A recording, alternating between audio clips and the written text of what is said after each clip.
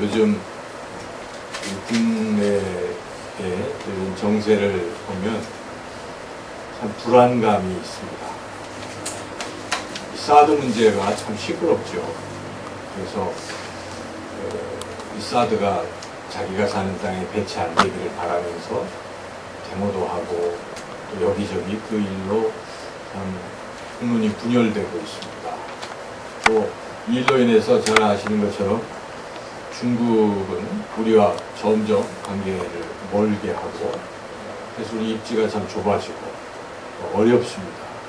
근데 엎친 데 덮친 격으로 바로 얼마 전에 여러분들이 뉴스를 통해서 들었지만 SLBM이라는 그 잠수함에서 발사되는 탄도미사일 이게 이제 발사가 됐습니다. 북한이 이걸 발사한 것이죠. 그 세계에 그런 기술을 가진 나라 별로 없습니다. 7번째고 그리고 성공을 했기 때문에 이게 500m 사거리를 갖고 있어서 잠수함이 어디서 나타날지 레이더에 잡히지도 않고 아무도 모르는 것이죠. 그래서 불쑥 나와서 그 사드 쪽에 그냥 발사하면 사드가 무용지물이 된다든지 뭐 우리나라 중요 시설에 또 그게 뭐 일본 또 이제 좀 더 발전하면 태평양을 건너서 미국 본토 주변에 그래서 사실 뭐 온 세계가 긴장하고 있는 것입니다. 북한의 과학이 그런 군사 과학이 상당히 발전했다는 것을 부인할 수 없는 그런 사실이죠.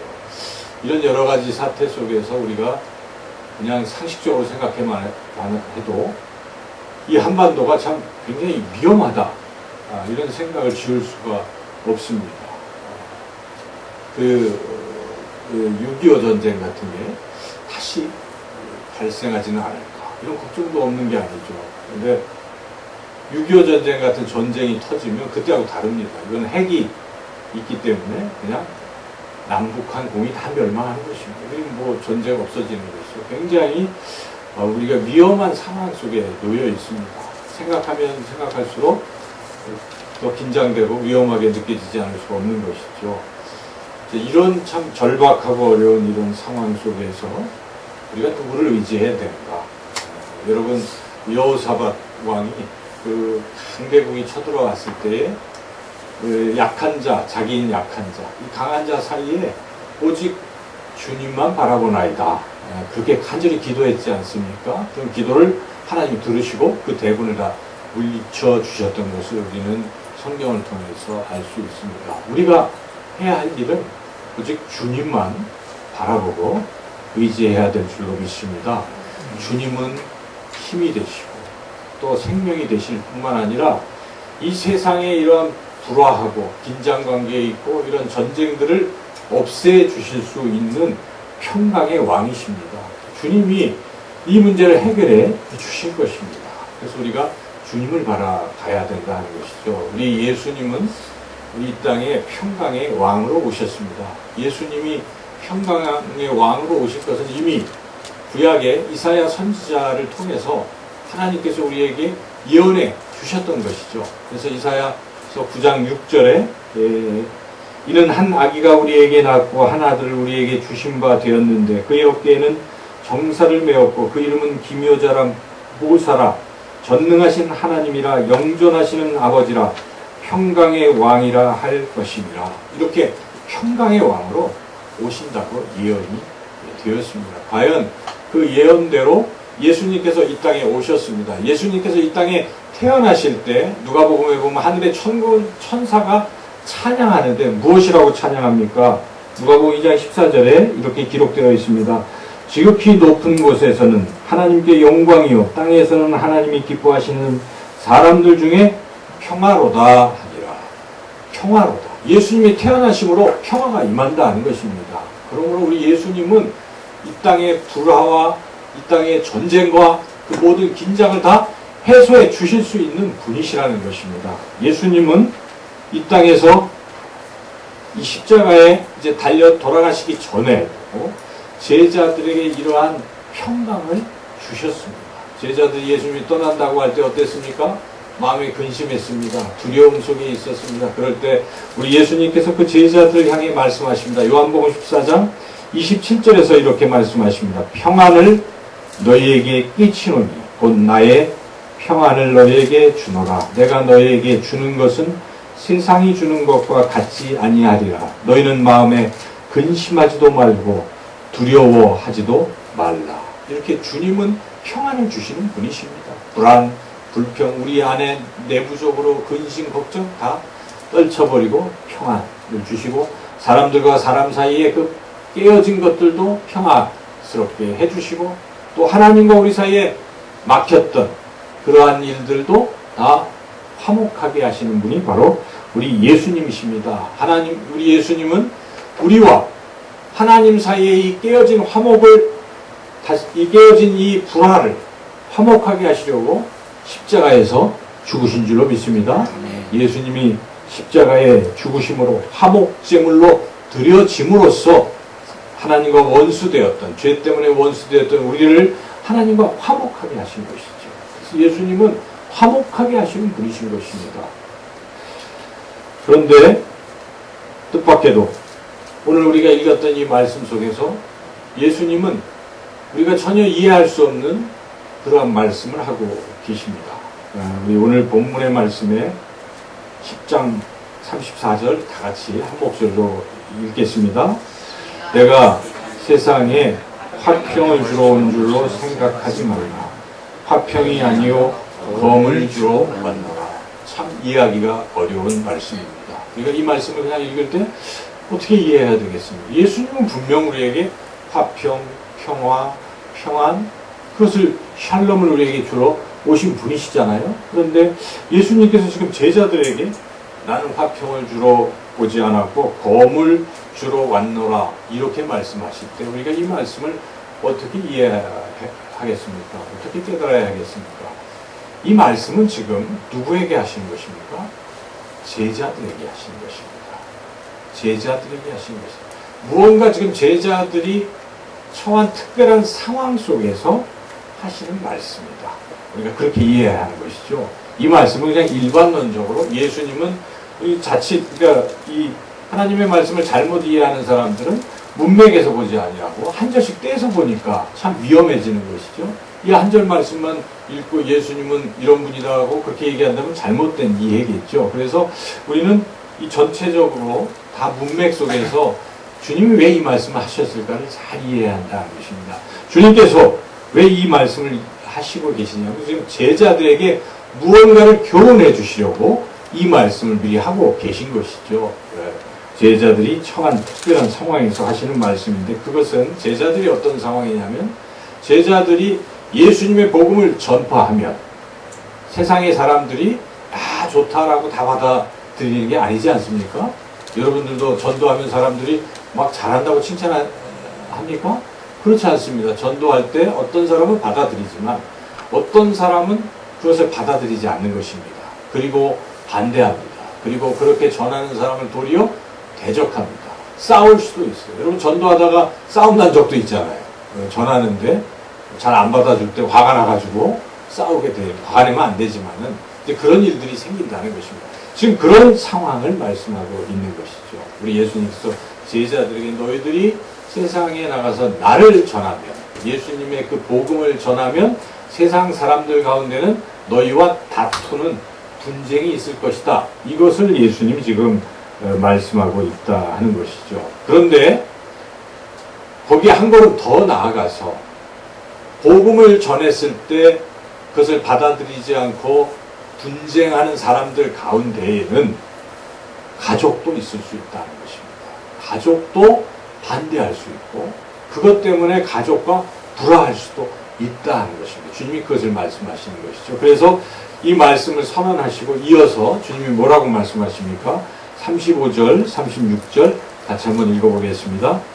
내가 온 것은 사람이 그 아버지와 딸이 어머니와 며느리와 시어머니와 불화하게 하려 함이라 함이니 사람의 원수가 자기 집안 식구리라. 연결이 되죠. 그런 말씀이에요. 그래서 심지어 가족도 예수님의 이 복음 때문에 서로 의견을 달리할 수 있다는 것입니다. 어떤 집에 아들이 그냥 예수님 안 믿고 지내다가 그 아버지는 유교, 그 영향을 받아서 그냥 평온하게 살았어요. 그런데 어느 날 그 아들이 예수님을 만났습니다. 그래서 예수님을 영접했는데 너무 예수님을 사랑하고 예수님께 헌신하고 싶은 마음이 절절해서 이 아들이 저는 이제 주님을 위해서 살겠습니다 결단하고 신학을 하기로 결심을 한 것이에요. 그때 아버지가 뭐라고 하겠습니까? 처음에는 말리겠죠. 가지 마라. 근데 이 아들이 너무나 확고하게 그렇게 얘기하면 나중에는 안 돼 하다가 나중에는 싸움이 크게 나겠죠. 제가 그 신학대학원 다닐 때 어떤 목사님의 간증을 들었는데요. 그분이 이런 간증을 했습니다. 그분이 똑같아요. 이렇게 그 집안의 아버님은 뭐 교회 전혀 안 다니고 반대하고 이런 분인데 이분이 어느 대학에 약학대학을 다녔어요. 그래서 이제 약사가 되는 거죠. 제 그 시절에 약사는 그래도 굉장히 괜찮은 직업이잖아요. 그런데 그런 상황에 이분이 이제 예수님 믿고 신학대학원을 가겠다. 뭐 이렇게 된 것입니다. 그러니까 아버지가 이제 뭐 안 된다. 말리다가 나중에 너랑 나랑 관계 끊자. 관계가 끊어졌어요. 그리고 거들떠보지도 않은 것입니다. 아버지가. 근데 이 분은 그래도 자기는 주님의 부르심을 받고 또 주님의 일을 하고 싶어서 신학대학원을 다니는데 돈이 없잖아요.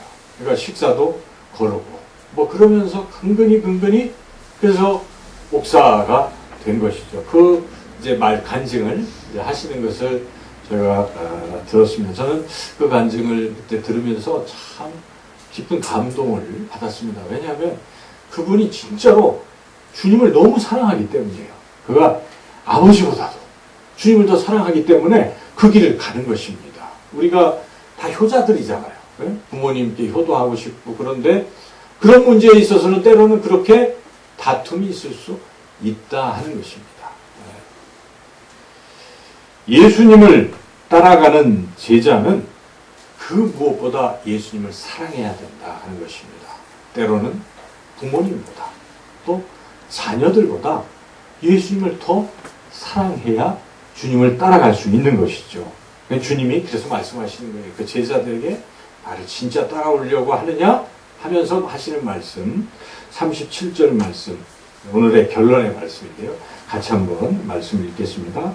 아버지나 어머니를 나보다 더 사랑하는 자는 내게 합당하지 아니하고 아들이나 딸을 나보다 더 사랑하는 자도 내게 합당하지 아니하며.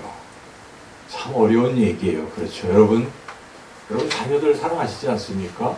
그 무엇보다 자녀를 사랑하시잖아요. 자녀는 눈에 넣어도 안 아픈 것이 자녀죠. 그런 자녀보다 예수님을 더 사랑한다? 쉽지 않은 결단입니다. 또 부모님 얼마나 귀합니까? 근데 부모님보다 내가 예수님을 더 사랑해야 된다? 사랑할 수 있겠는가? 어려운 얘기죠. 그런데 할 수 있는 이유가 있습니다. 그것은 예수님의 그 사랑이 너무나 크게 느껴지면 주님의 사랑이 너무나 크다고 느껴지는 사람들은 주님을 더욱 사랑할 수 있다 하는 것입니다. 여러분 예수님의 사랑을 느끼고 살아가십니까? 예수님의 사랑이 그렇게 크게 여러분 심령에 다가오고 있습니까? 예수님은 우리를 위해서 이 땅에 오셨습니다. 예수님은 하나님이십니다.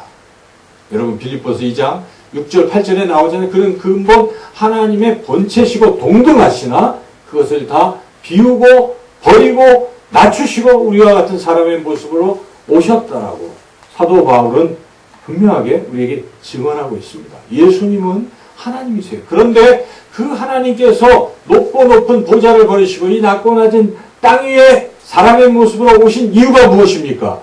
우리를 사랑하시기 때문에 우리를 살리시려고 우리를 죄에서 죽음에서 사탄의 권세에서 자유케 하시려고 우리를 살리시려고 우리를 위해서 예수님께서 그렇게 오신 것입니다. 그 예수님께서는 십자가에 달려 죽으시면서 하나님과 우리 사이에 화목제물로 드려져서 우리의 모든 죄를 다 용서해 주셨습니다. 만약 예수님께서 십자가에 달려 죽으시지 아니하셨다면 누가 하나님 앞에 설 수가 있겠습니까? 죄인 아닌 사람이 어디 있겠습니까? 예수님의 그 흘리신 보혈 때문에 우리의 죄는 다 사해진 것입니다. 우리가 그것을 생각할 때마다 얼마나 감사합니까? 예수님 때문에, 예수님 날 위해서, 나를 대신해서 십자가에서 죽으셨기 때문에 내 죄가 사함받고 내가 이제는 하나님 앞에 갈 수 있고 영원한 하나님 나라 갈 수 있다. 그 은혜를 생각할 때마다 우리는 주님의 그 사랑에 대해서 감격하지 아니할 수 없는 것입니다. 주님은 우리를 사랑하시기 때문에 십자가에 죽으신 것입니다. 그런데 주님께서 십자가에 죽으신 후에 어디에 가셨습니까? 하나님 우편에 앉아 계시다는 것입니다. 무엇을 하고 계십니까? 하나님 우편에 앉아 계셔서 지금도 우리를 위해서 기도하고 계신다는 것입니다. 여러분 그것을 상상하고 있습니까? 주님이 뭐하고 계십니까? 나를 위해서. 내가 기도도 못하고 있을 때 누군가 날 위해서 누가 기도하고 계신 것입니까? 예수님께서 기도하시는 것입니다. 물론 우리 주변에 믿음의 지체들이 누가 우리를 위해서 기도해 주잖아요. 우리 그거 참 고맙잖아요. 나를 위해서 기도해 주는 것만큼 감사한 일이 어디 있겠습니까? 그런데 그것보다 더 감사할 분이 있습니다. 그분이 누구십니까? 예수님이십니다. 예수님 지금도 하나님 우편에서 우리를 위해 기도하십니다. 로마서 8장 34절에 누가 정죄하리요 죽으실 뿐 아니라 다시 살아나신 이는 그리스도 예수시니 그는 하나님 우편에 계신 자요 우리를 위하여 간구하시는 자시니라. 그렇습니다. 예수님은 지금도 날 위해 기도하시기 때문에 우리가 예수님 생각하면 너무나 고마운 것입니다. 주님의 그 사랑이 다가오는 것입니다. 주님은 또한 우리를 사랑하시기 때문에 십자가에 달려 죽으시고 하나님 우편에 가시고 그리고 가만히 계신 게 아닙니다. 우리에게 무엇을 보내주셨습니까? 성령을 보내주신 것입니다. 우리 예수님께서 성령을 보내주셔서 성령을 통해 우리를 위로하시고 우리를 격려하시고 우리를 깨닫게 하시고 우리를 인도하고 계신 것입니다. 그래서 우리가 주님이 성령을 보내주신 것에 대해서 우리는 또한 감사하지 않을 수가 없습니다. 주님은 그리고 성령을 보내주시면서 성령을 통해서 우리와 함께 하시는 것입니다. 영원히 함께 하시는 것입니다. 그래서 우리 예수님께서 제자들에게 12제자들에게 무엇이라고 약속하십니까? 마지막으로 승천하실 때 그 제자들에게 하신 말씀, 그 마지막 절 말씀이 무엇입니까? 내가 세상 끝날까지 너희와 항상 함께 있으리라. 그렇습니다. 그 예수님은 부활하셔서 하나님 우편에 앉아 계신데 예수님은 현재하신 분이신지라 어디든지 계십니다. 지금 바로 우리와 함께 하시는 줄로 믿습니다. 성령을 통해 우리 마음속에 주님이 계신 것입니다. 여러분 그래서 그 주님과 살아가고 주님과 대화하고 호흡하고 사는 사람은 주님의 사랑을 안 느낄 수가 없다는 것입니다. 주님. 나 같은 자를 사랑하시는 주님. 얼마나 감사한 것입니까? 그 주님의 사랑을 우리가 느끼고 살아가는 것이죠. 그리고 예수님은 어떻게 하십니까? 이제 마지막 심판날에 이 땅에 다시 오십니다. 예수님은 재림하시는 것이죠. 그때 무엇을 하십니까? 죽은 자와 산 자 가운데 물론 예수님 믿는 사람과 안 믿는 사람을 심판하실 것입니다. 그리고 믿는 자들은 다시 부활케 하시고 하나님 나라에서 영원토록 살게 하신다는 것입니다. 우리가 세상을 떠날 때 우리는 행복한 사람들입니다. 세상을 떠날 때 주님이 우리와 함께 하시고 우리의 손을 붙잡고 영원한 하나님 나라를 우리를 인도해 주시는 줄로 믿습니다. 그럼 이 믿음을 가지면 얼마나 감사하고 또 기쁩니까? 그리고 그렇게 해주시는 우리 주님 얼마나 그 주님의 사랑에 우리가 감사하고 감격할 수 있겠습니까? 주님 오늘도 여러분 아마 한 주간도 주님의 그 사랑을 느끼신 분은 여러분이 슬플 때 주님의 위로를 받으셨을 것입니다. 여러분이 도움이 필요할 때 주님이 도와주신 것을 경험하셨을 것입니다. 여러분들이 아프실 때 만지시고 고쳐주시는 것을 경험하셨을 것입니다. 여러분들이 외로울 때 친구가 되어주신 주님을 경험하셨을 것입니다. 어디로 가야 할지 갈 바를 알지 못할 때 인도하시는 그 주님을 여러분들이 경험하시고 비록 사망의 음침한 골짜기로 다닐지라도 해를 두려워하지 아니하는 것은 나의 목자 대신 주님이 나를 지키시고 인도하여 주시는 줄로 믿습니다. 아멘. 그렇게 주님을 경험하는 사람들, 주님의 사랑을 느끼는 사람들은 주님을 사랑하지 않을 수가 없는 것입니다. 이 세상 그 무엇보다 나는 주님을 더욱 사랑해. 우리 찬양대가 고백하는 것처럼 여러분 찬송가의 주 예수보다 귀한 것은 없네. 세상 무기, 세상 안일함, 세상 명예 그 어떤 것보다 주님이 더 귀하다고 그렇게 고백하고 그렇게 살아가게 된다 하는 것입니다. 주님의 사랑을 느낀 사람들이 그렇게 산다는 것입니다. 중국의 그 상해에서 이제 남경으로 가는 길에 진강이라고 하는 지역이 있다고 합니다. 거기에 진강에 이 허드슨 테일러의 묘비가 있습니다. 그는 물론 자기 묘비에 아무것도 새기지 말라. 그냥 다 세 글자. 내가 그리스도 안에 있던 사람. Man in Christ. 그것만 그냥 써라. 이렇게만 했지만 또 어떻게 그렇습니까? 그가 죽고 난 뒤에 사람들이 거기다 뭘 썼는데 특별히 무엇을 썼냐면 그 허드슨 테일러가 평소에 말했던 것, 그것을 거기에 써놨는데 이런 글귀가 적혀 있다고 합니다. 내가 만일 그 영국 사람이에요. 허드슨 테일러가 아주 유명한 선교사인데 내가 만일 1000파운드의 금화가 있다면 모두 다 중국을 위해서 쓸 것이고 내가 만약 1000개의 목숨이 있다면 중국을 위해서 그중 하나라도 남겨둘 수가 없다. 허드슨 테일러는 그런 사람이었습니다. 자기의 삶을 바쳐서 중국 땅을 복음화시킨 사람입니다. 그때만 해도 해안 선교를 했던 것이죠. 배 타고 정착하는 곳에 그 바닷가에서 이제 그 주변만 해안에서만 복음을 전하면 들어갈 것이라고 생각했어요. 윌리엄 캐리, 인도 선교의 그 아버지라고 윌리엄 캐리도 그렇게 했던 것이죠. 그런데 허드슨 테일러가 바꾼 것입니다. 그거 갖고 안 된다는 것입니다. 내지로 들어가야 된다는 것입니다. 그래서 그는 중국 땅에 그 안에 깊숙이 내륙으로 계속 들어가서 중국을 복음화시킨 사람이죠. 그래서 한 1000명의 선교사를 그의 평생에 파송한 그런 사역을 했던 사람인데 그 허드슨 테일러가 그 사역을 하면서 병에 걸려서 다시 영국에 돌아가서 몇 년간 치료받고 오기도 하고 그리고 사랑하는 딸도 잃고 또 사랑하는 아내도 잃고 그가 70세 살 때까지 그의 평생을 중국에서 그렇게 오직 복음을 전파했던 그런 사람입니다. 그런데 그 허드슨 테일러가 왜 그렇게 선교사가 되었는가 하는 것이죠. 그는 그곳에 파견되는 선교사들을 이제 후보생들을 면접할 때 꼭 물어보는 말이 있습니다. 당신은 왜 해외 선교사가 되려고 하십니까? 그 동기를 꼭 물어봅니다. 그러면 이 사람들이 이런저런 얘기를 합니다. 나는 예수님이 명령하셨기 때문에 전 세계를 복음화하라고 명령하시기 때문에 갑니다. 또 이렇게 대답하고 또 어떤 사람은 수백만 명의 사람들이 지금 예수님 밖에서 타락하고 있기 때문에 내가 선교사로 가기를 원합니다. 그럴 때마다 허드슨 테일러는 그들에게 이런 말을 합니다. 동기는 참 좋습니다. 그렇지만 당신이 여러 가지 시험과 시련과 고생, 심지어 죽음의 순간을 당한다면 그런 동기로는 할 수가 없습니다.